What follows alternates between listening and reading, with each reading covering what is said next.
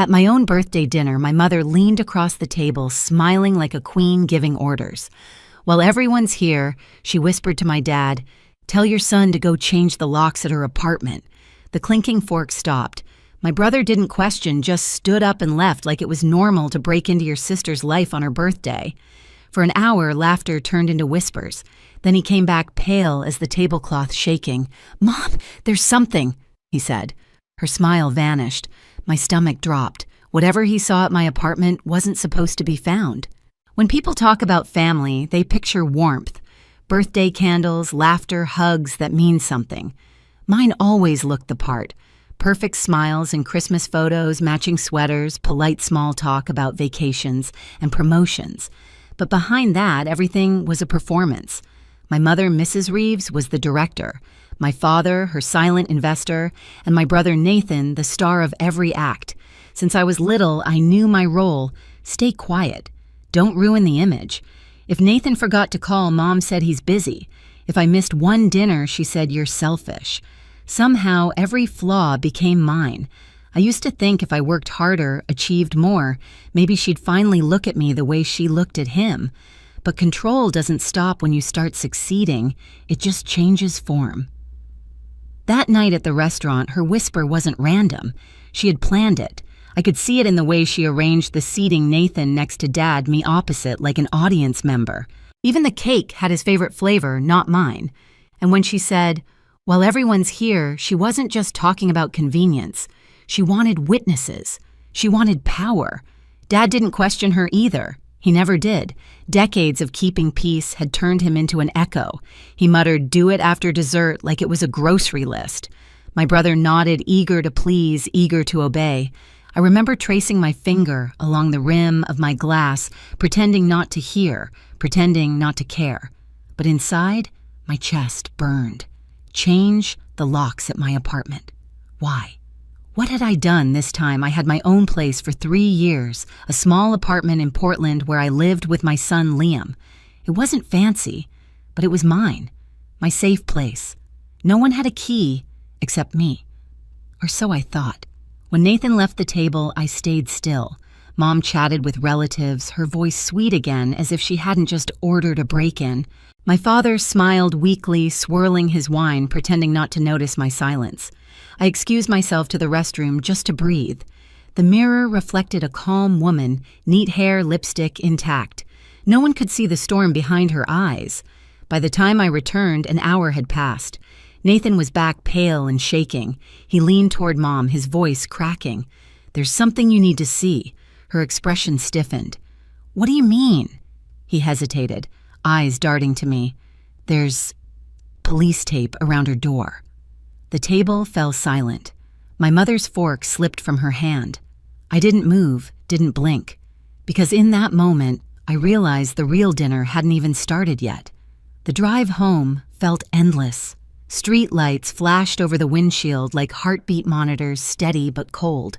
My phone buzzed nonstop, Mom, Dad, even Nathan, but I didn't answer.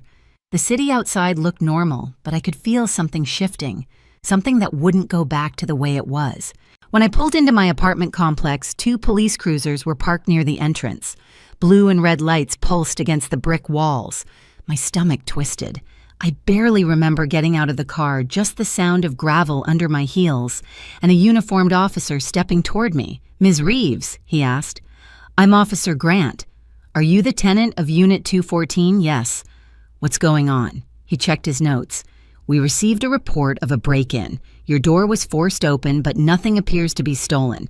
We've sealed it for investigation." I blinked, trying to process. "A break-in? Who would?" He paused. "Do you know anyone who might have a copy of your keys?" My throat tightened. "My brother Nathan Reeves?" The officer glanced up sharply. "And why would your brother have your keys?" I hesitated. "Because my mother told him to." He stared at me for a moment, pen hovering. "Told him to do what? Change my locks." He exhaled through his nose, writing something down. "That's quite an instruction."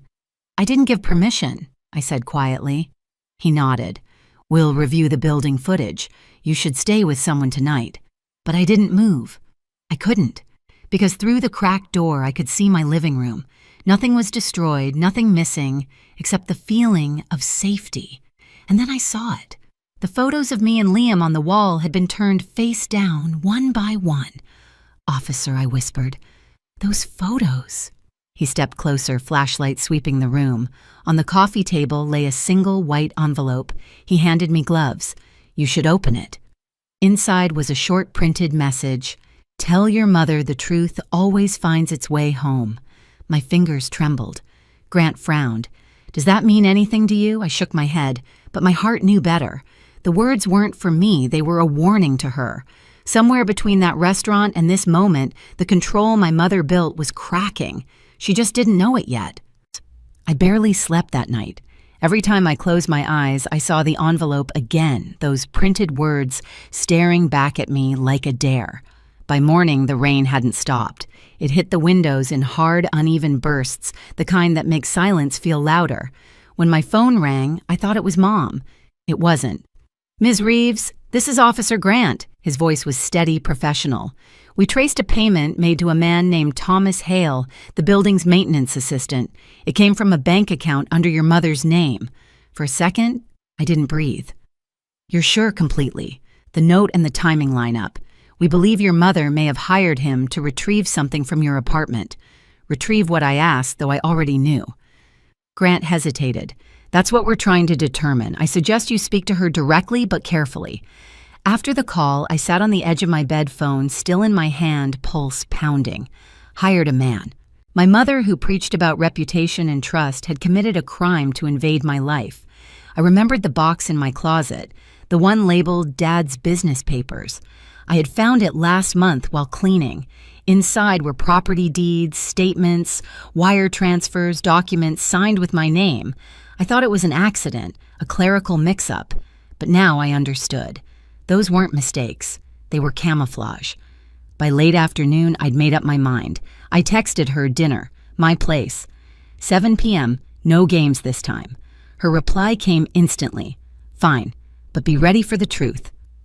When 7 came, the knock was light, deliberate, just like her. My mother stepped in, perfume and confidence filling the room.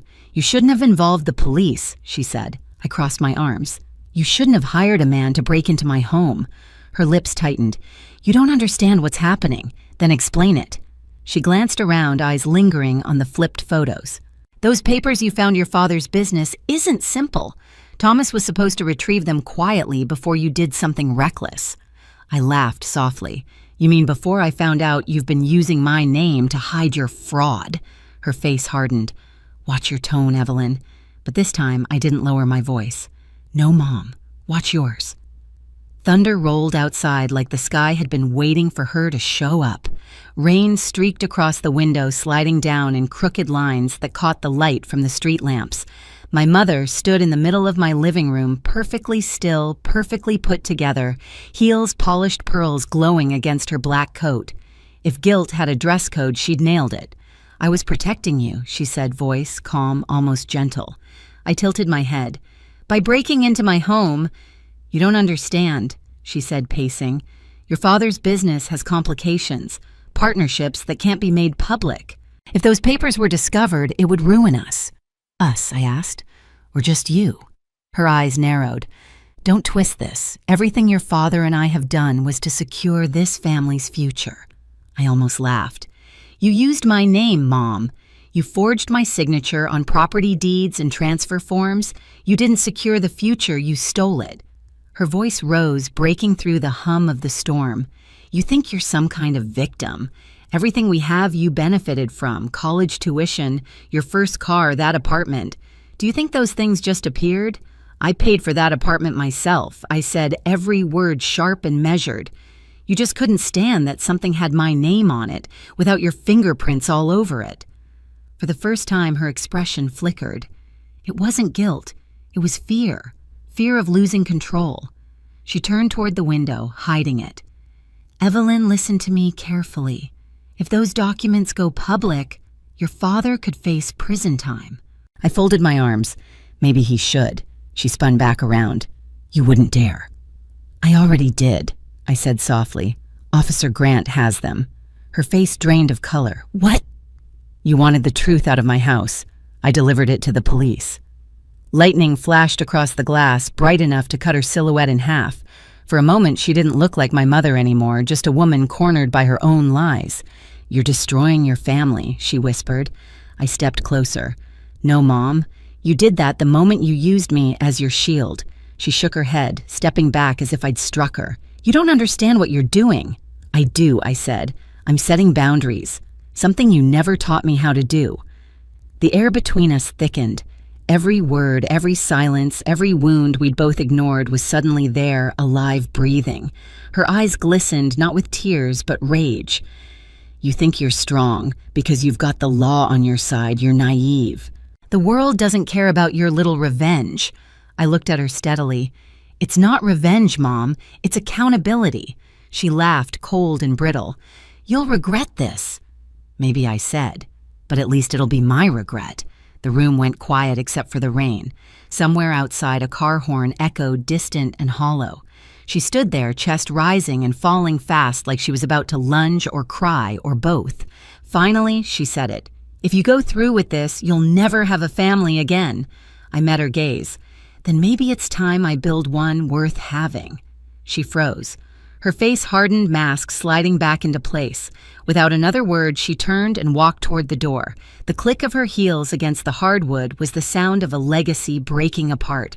Before she reached the handle, I said, "One more thing." She stopped, didn't turn. "You asked why someone flipped the photos in my apartment," I said.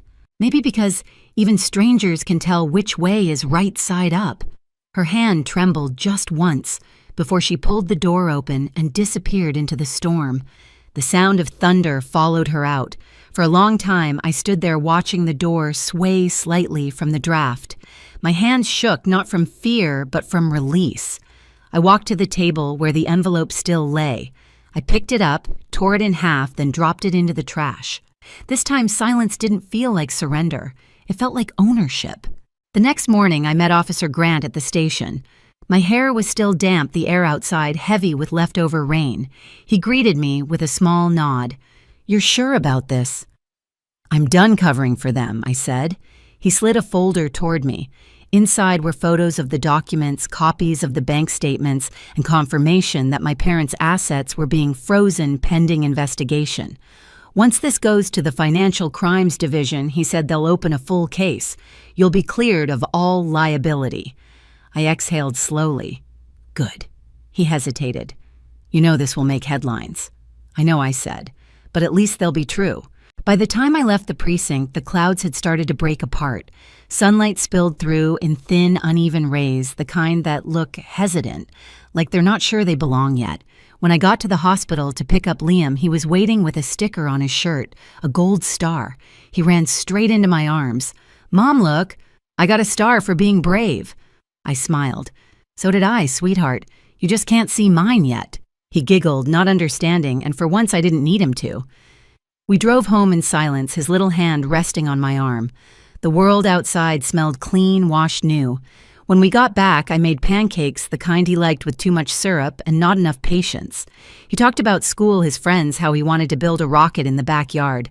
And for the first time in years, I didn't feel like something was chasing me. There were still calls I hadn't returned, messages from reporters I didn't plan to answer. Let them talk. The truth didn't need my permission anymore. That night after Liam went to bed, I stood by the window again. The city lights blinked in the distance, reflected in the rain still clinging to the glass. I thought about my parents, not with anger this time, but clarity. They taught me the difference between love and control, between loyalty and silence. And somewhere between their lies and my truth, I'd finally found myself. The next morning, I walked into the post office with one final envelope in my hand. Inside were the remaining documents linking my parents' offshore accounts. No note, no message, just the truth. When I sealed it, I whispered, "This ends here." Outside, the air was bright, cool, honest. I turned toward the street where my car waited, and for the first time, I felt something I hadn't felt since childhood: peace. News travels fast when scandal smells like money. Within a week, every local outlet had picked up the story. Prominent couple under federal review for identity fraud. My phone lit up nonstop. Journalists, lawyers, relatives pretending to check in. I didn't answer a single one. The world could speculate all it wanted. I was done explaining myself. The apartment was quiet now. The flipped photos had been rehung, every frame straightened. Liam's laughter filled the space where fear used to echo. Sometimes late at night, I still caught myself expecting the phone to ring with her name on it. But it never did. Not out of guilt, out of shame. Dad resigned from his company the same day the investigation became public. The firm released a one-line statement about health reasons. Mom vanished from her social circles, her charity events, her book club. For a woman who lived off appearances, silence was the only punishment that fit. Officer Grant called a few days later. "You've been fully cleared, Ms. Reeves. The case is moving forward." "Thank you," I said, "for believing me." He paused. "You didn't need me to believe you. You just needed to believe yourself." After we hung up, I looked around my living room, the same one that had been invaded, violated, reclaimed. The air felt lighter, like the space itself was breathing again. I poured a cup of coffee and opened the window. Outside, the city sounded alive. Horn's footsteps, the soft hum of a place that didn't care who you used to be. That weekend, I invited a few friends over for dinner, people who had stayed when everything fell apart. We didn't talk about my parents. We didn't have to. Nana raised her glass and said, "To freedom, and to never apologizing for protecting yourself." I smiled. "I'll drink to that." Later, after everyone left, I tucked Liam into bed. He mumbled, half asleep, "Are we safe now, Mom?" I brushed his hair back. "Yes, baby. We are." He sighed and drifted off, and for the first time in years, I didn't doubt the words that came out of my mouth. The next morning, sunlight poured through the kitchen window, soft and gold. Liam sat at the table, kicking his legs syrup on his cheek. I flipped pancakes, watching the light move across the floor like it was tracing new boundaries, ones that finally belonged to me. I'd spent years trying to keep the peace. Turns out, peace isn't something you keep. It's something you claim. As I poured coffee, I looked at my son and smiled. This time I said softly, "The locks stay mine." If you've ever had to rebuild yourself after family betrayal, share your story below and hit subscribe. You're not alone here.